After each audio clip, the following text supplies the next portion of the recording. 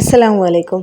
പ്രിയ സുഹൃത്തുക്കളെ, ഇന്ന് നമ്മൾ കേൾക്കാൻ പോകുന്നത് ഖുർആനിൽ പരാമർശിച്ച മഹത്തായ പ്രവാചകൻ ഹാറൂൻ നബിയുടെ ജീവിതകഥയാണ്.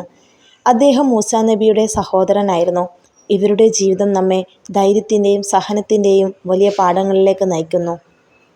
നീ ഫറോവയുടെ അടുത്തേക്ക് പോവുക, അവൻ അതിക്രമം പ്രവർത്തിച്ചു കൊണ്ടിരിക്കുന്നു. തൻ്റെ ദൂതനായി തിരഞ്ഞെടുത്തതിന് പിന്നാലെ പ്രബോധന ദൗത്യം ഏൽപ്പിച്ചുകൊണ്ട് അള്ളാഹു മൂസാ നബി അലൈഹി ഇസ്ലാമിനോട് പറഞ്ഞു. അദ്ദേഹത്തിൻ്റെ മനസ്സിൽ ഒരു പിടി ആശങ്കകൾ നുരഞ്ഞു വന്നു. കിപ്തിയെ കൊല്ലാനിടയായതിൻ്റെ പേരിൽ നാടുവിട്ടവനാണ് താൻ. അതിൻ്റെ ശിക്ഷ ഫറവോ നടപ്പിലാക്കിയേക്കാം. ഫറവയുടെ മന്ത്രി ഹാമാൻ ബുദ്ധിമാനും പ്രഗത്ഭനുമാണ്. അവരെ നേരിടാൻ ഞാൻ ഒറ്റയ്ക്ക്. തനിക്കാവട്ടെ വാഗ്മിത കുറവുമുണ്ട്. അങ്ങനെ മൂസാ നബി അലൈഹി ഇസ്ലാം റബ്ബിന് മുന്നിൽ തൻ്റെ ദൗർബല്യങ്ങൾ നിരത്തി ആവശ്യങ്ങളും ബോധിപ്പിച്ചു.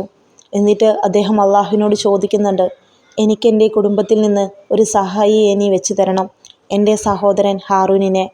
അപ്പോൾ അള്ളാഹുവിൻ്റെ മറുപടി പ്രകാരമായിരുന്നു, മൂസ, നീ ചോദിച്ചത് നിനക്ക് നാം നൽകിയിരിക്കുന്നു. അങ്ങനെ ഇമ്രാൻ്റെ മകൻ ഹാറൂൻ പ്രവാചകനായി. സ്വന്തം സഹോദരൻ മൂസാ നബി അലൈഹി ഇസ്ലാമിൻ്റെ സഹായവുമായി ഫറോവയെ അള്ളാഹുവിലേക്ക് ക്ഷണിക്കുക എന്ന ചുമതലയാണ് പ്രധാനമായും അള്ളാഹു അവരെ ഏൽപ്പിച്ചിരുന്നത്.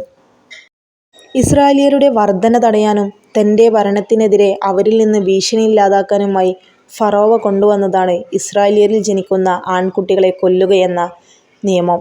ഇതു പക്ഷേ കിപ്തികൾക്കും പ്രയാസമുണ്ടാക്കിയിരുന്നു. അവർ ഫറോവയോട് പരാതി പറഞ്ഞു. ഇതിനെ തുടർന്ന് നിയമത്തിൽ ഒരു ഇളവ് വരുത്തുന്നുണ്ട്. ഒന്നിടവിട്ട വർഷങ്ങളിൽ ഇസ്രായേലിയർക്ക് പിറക്കുന്ന ആൺകുഞ്ഞുങ്ങളെ കൊല്ലുക. കൊല നിശ്ചയിക്കപ്പെട്ട വർഷത്തിലാണ് മൂസാ നബി അലൈഹി ഇസ്ലാം ജനിക്കുന്നതും രക്ഷപ്പെടുത്താൻ പെട്ടിയിലാക്കി നദിയിലൊഴുക്കുന്നതും. എന്നാൽ വിട്ടുവീഴ്ചയുള്ള വർഷത്തിലാണ് ഹാറൂൻ്റെ ജന്മം. ഒരിക്കൽ തൗറാത്ത് സ്വീകരിക്കാൻ അള്ളാഹുവിൻ്റെ ക്ഷണമനുസരിച്ച് മൂസാ നബി അലൈഹി ഇസ്ലാം സീനാ പർവ്വതത്തിലേക്ക് പോകുന്നുണ്ട്. ഈ സമയം ഇസ്രായേൽ ജനതയുടെ നേതൃത്വം ഹാറൂൻ നബി അലൈഹി ഇസ്ലാമിനായിരുന്നു.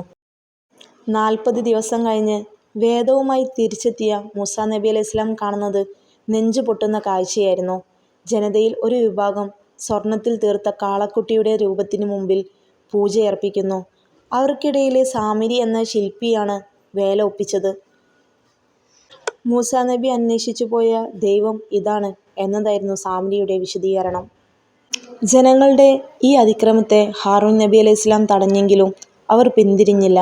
മാത്രമല്ല, അദ്ദേഹത്തെ അവർ ഭീഷണിപ്പെടുത്തുകയും ചെയ്തു. സമൂഹം ഭിന്നിക്കുമോ എന്ന ഭീതി കാരണം അദ്ദേഹം മൗനം പാലിക്കുകയായിരുന്നു. കോപത്താലും വിഷമത്താലും ഹാറൂൻ നബിയുടെ താടിരോമത്തിൽ പിടിച്ചുകൊണ്ട് മൂസാ നബി അലൈഹി ഇസ്ലാം പറയുന്നുണ്ട്, ഓ ഹാറൂൻ, അവർ പിഴച്ചത് കണ്ടിട്ടും എന്തുകൊണ്ട് നീ തടഞ്ഞില്ല? എൻ്റെ കൽപ്പന നീ ലംഘിച്ചതാണോ? നിനക്ക് എന്നെ അനുഗമിച്ചു കൂടായിരുന്നോ? ഇതിന് മറുപടി അദ്ദേഹം നൽകിയത് അത്യന്തം വേദനയോടെയായിരുന്നു.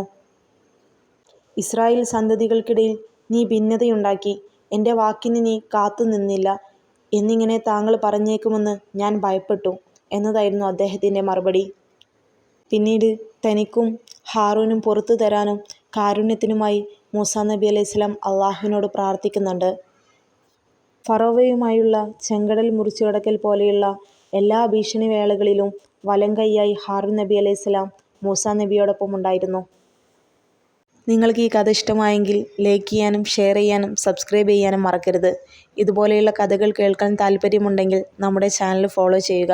കൂടാതെ നിങ്ങളുടെ നിർദ്ദേശങ്ങളും വിമർശനങ്ങളും കമൻറ്റായി രേഖപ്പെടുത്തുക.